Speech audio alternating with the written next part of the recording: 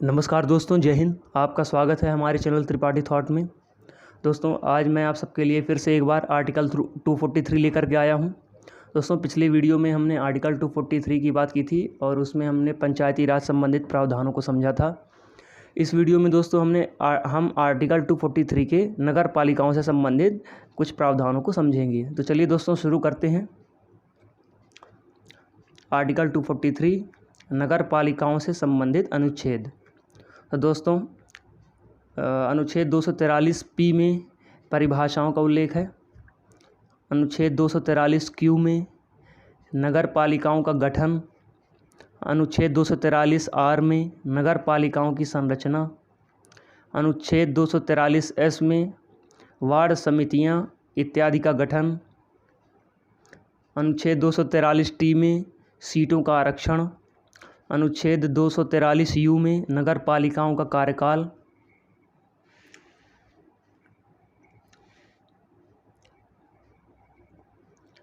इसके बाद दोस्तों, अनुच्छेद 243 वी में सदस्यता से अयोग्यता। अनुच्छेद 243 डब्ल्यू में नगर पालिकाओं की शक्तियाँ। अनुच्छेद 243 एक्स में नगर पालिकाओं की करारोपण की शक्ति। अनुच्छेद 243 वाई में वित्त आयोग। अनुच्छेद 243 जेड में नगर पालिकाओं के लेखा का अंकेक्षण।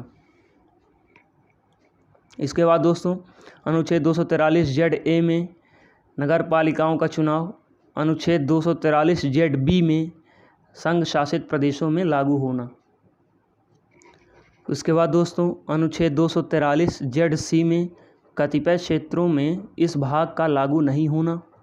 अनुच्छेद 243 जेड डी में जिला आयोजना के लिए समिति। अनुच्छेद 243 जेड ई में महानगरीय आयोजना के लिए समिति।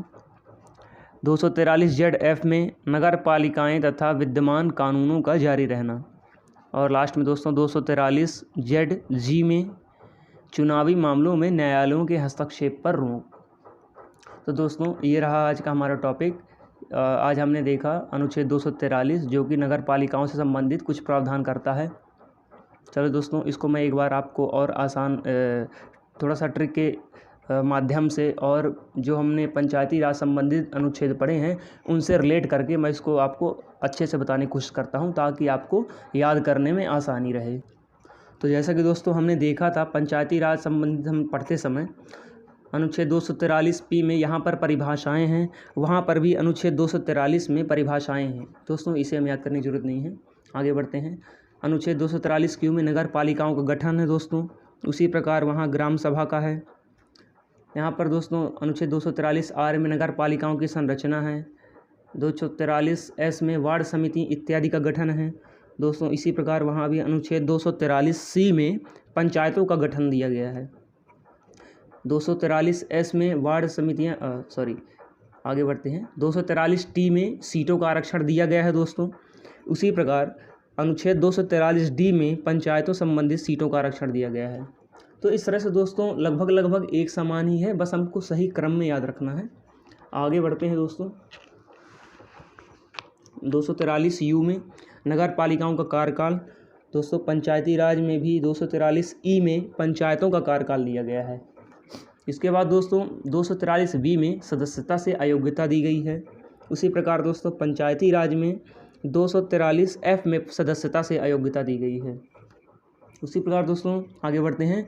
243 डब्ल्यू में नगर पालिकाओं की शक्ति है। पंचायती राज में भी दोस्तों 243 जी में पंचायतों की शक्तियां दी गई हैं। आगे बढ़ दोस्तों 243 एक्स में नगर पालिकाओं की करारोपण की शक्ति। इसी प्रकार दोस्तों 243 एच में पंचायती राज की पंचायतों की करारोपण की शक्ति दी गई है। तो आगे बढ़ते दोस्तों 243 वाई की बात करते हैं। इसमें वित्त आयोग का गठन है और पंचायती राज में 243 आई में वहाँ पर वित्त आयोग का गठन है। उसके बाद दोस्तों 243 जेड की बात करते हैं। नगर पालिकाओं के लेखा का अंकेक्षण है दोस्तों। और पंचायती राज संबंधित में वहाँ पर 243 जे में पंचायतों के लेखा का अंकेक्षण है। 243 जेड में देखते हैं दोस्तों नगर पालिकाओं का चुनाव है। वहाँ पर दोस्तों 243 के में पंचायतों का चुनाव है। 243 जेड बी में संघ शासित प्रदेशों में लागू होना। यहाँ पर दोस्तों 243 देखेंगे, कतिपय क्षेत्रों में इस भाग का लागू नहीं होना। उसी प्रकार दोस्तों पंचायती राज में 243 में कतिपय मामलों पर इस भाग का लागू नहीं होना दिया गया है। आगे बढ़ते हैं 243 जिला आयोजना के लिए समिति। ये दोस्तों थोड़ा सा आपको एक्स्ट्रा याद करना है। 243 महानगरीय आयोजना के लिए समिति, ये भी दोस्तों ये दो चीज़ें थोड़ा सा अलग हैं। उसके बाद 243 नगर पालिकाएँ तथा विद्यमान कानूनों का जारी रहना। दोस्तों उसी प्रकार पंचायती राज में 243 दिया गया है, पहले से विद्यमान कानूनों एवं पंचायतों का जारी रहना।